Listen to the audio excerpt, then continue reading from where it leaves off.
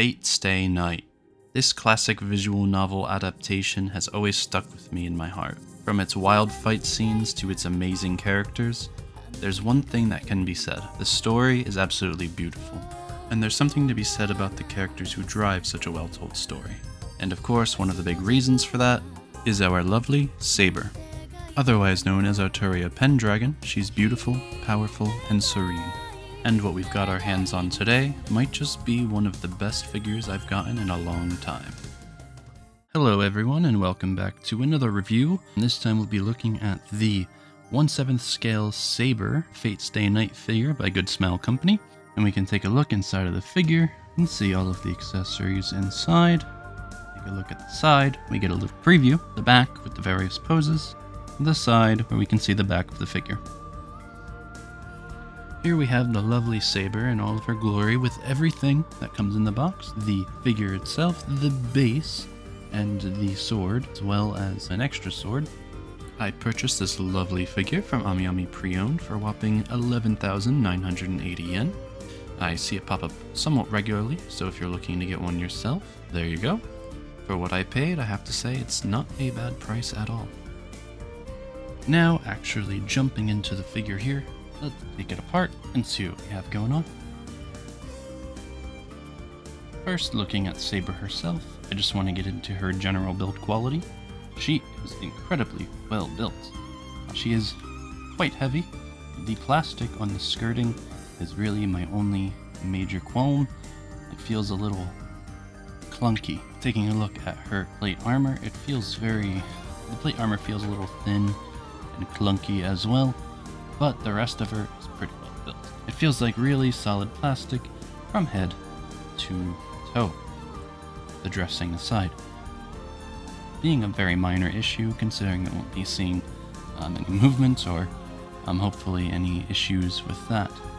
I believe Saber herself has some really aesthetically pleasing parts, having extremely good detail in the face, in the hair, and especially in the armor. Despite the plastic feeling a little clunky where the skirt is, it's really well built.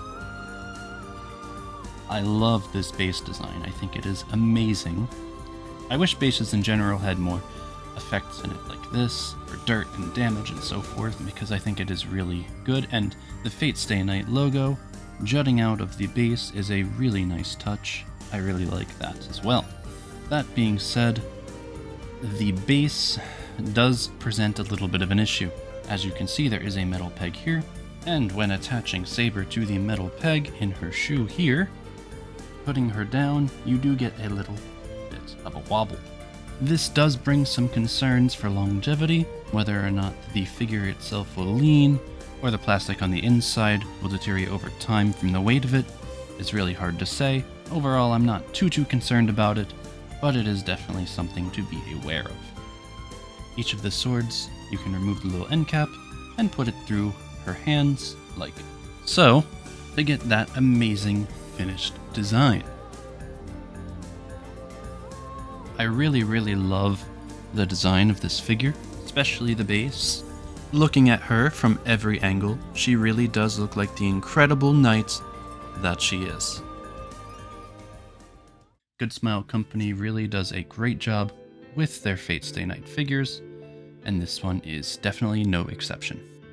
Every knight should have their sword, and Saber is certainly no exception. Here we're looking at the pose with Excalibur attached, just the plain Excalibur, which I think does look quite good. I'm not really sure which one I like more. Taking a close look, I do think both look quite good, so let's take a look at the other one.